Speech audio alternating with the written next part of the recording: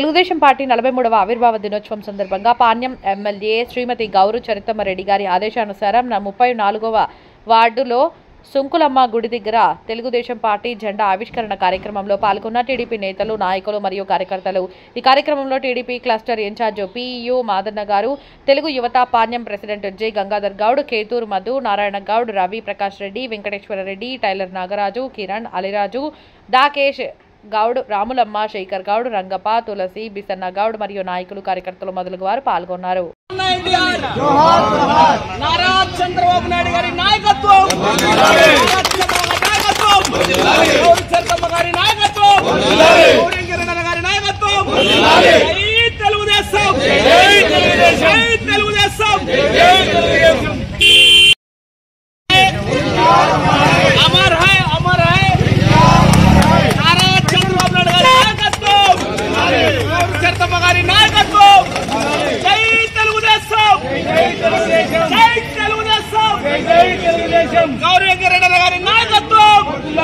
గౌరు చరితమ్మ గారి నాయకత్వం, నారా చంద్రబాబు నాయుడు గారి నాయకత్వం.